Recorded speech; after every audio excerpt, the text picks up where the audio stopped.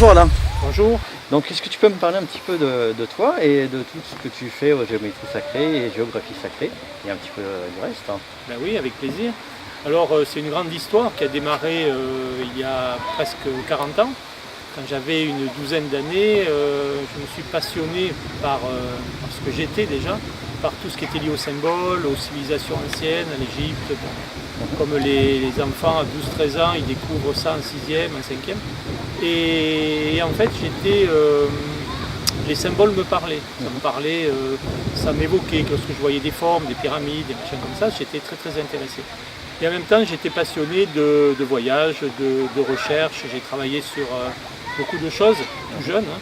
J'ai commencé par la radiesthésie. Et en fait, mon plaisir, c'était de rechercher des choses. Rechercher et découvrir. En fait, je voulais être chercheur de trésors, mais surtout découvreur de trésors. Et donc, me voilà lancé dans la recherche avec un pendule, avec des baguettes, de l'eau, des machins, des trucs comme ça. Et puis rapidement, ce qui m'intéresse aussi, c'est le travail sur soi, c'est l'énergie. Je pratique diverses choses, du yoga, de la méditation, en étant encore très jeune. Et de fil en aiguille, je découvre tout le monde de l'énergétique qui va faire que je vais devenir plus tard bioénergéticien, c'est-à-dire tout ce qui est lié à l'énergie vitale. Aujourd'hui, je travaille beaucoup là-dessus, je fais des harmonisations, des lieux et des personnes, des équilibrages énergétiques au travers de la bioénergie et de la géobiologie. La géobiologie, peut-être qu'aujourd'hui c'est un peu mieux connu, c'est la science des énergies liées à la Terre, liées au cosmos et qui affectent le vivant.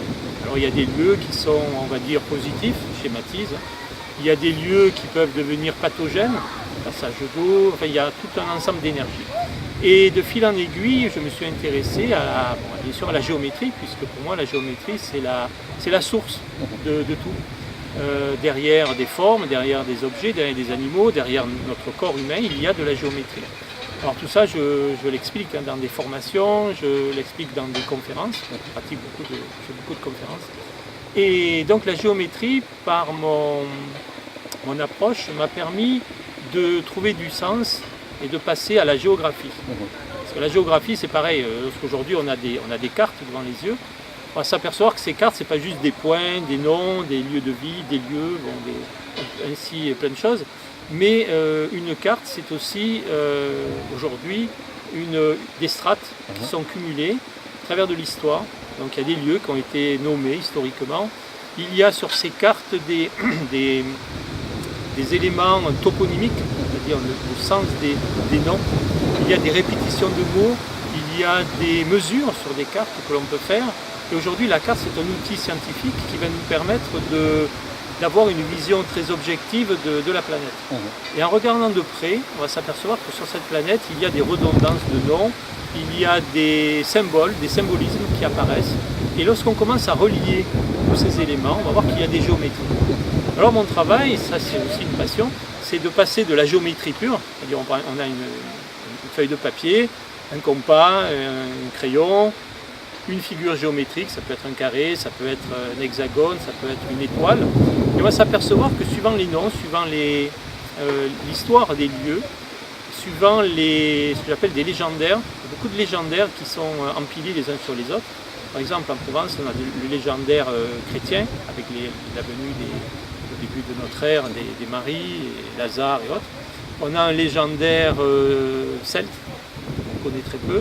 Il y a un légendaire templier, donc il y a un légendaire préhistorique. Et donc tous ces légendaires sont reliés entre eux et forment des trames.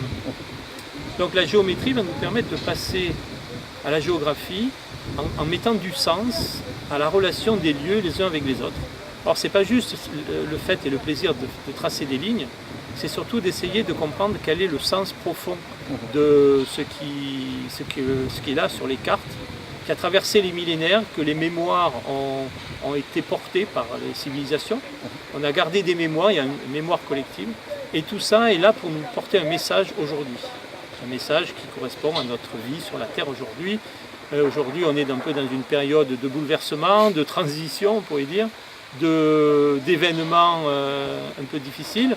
Et ce message, il est aussi pour nous, parce qu'aujourd'hui, les cartes, la science nous permet d'associer la science, les éléments scientifiques, à des éléments liés à la conscience, science et conscience, et d'arriver à nous porter ce message. Alors c'est quelque chose, c'est un message qui est vaste, qu'il faut travailler, qu'il faut approfondir, et qui est là pour nous, un peu comme une expression d'une intelligence supérieure, dont la Terre est une expression.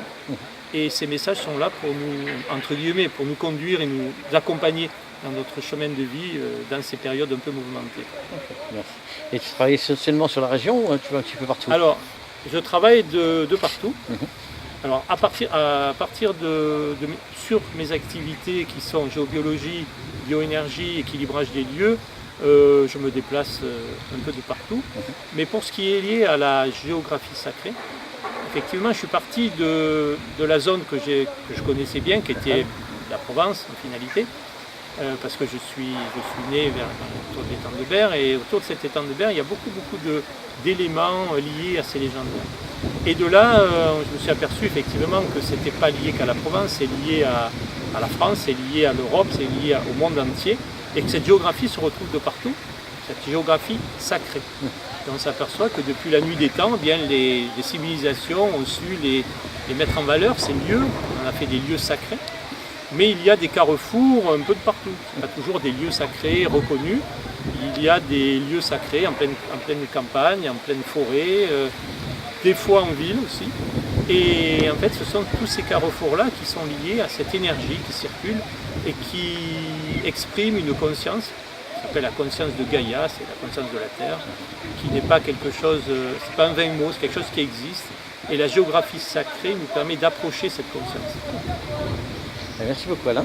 Merci à toi. Effectivement, je donne des formations et j'anime des journées, des sorties, des balades un peu initiatiques qui vont permettre de découvrir des lieux sous d'autres aspects, l'aspect lié aux roches aussi, puisque les roches concourent à ce symbolisme, par leur géométrie, par leur forme, l'histoire du lieu, tout ce qui fait la particularité d'un lieu.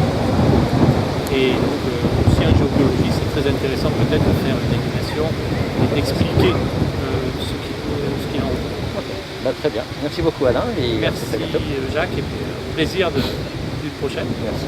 Au revoir.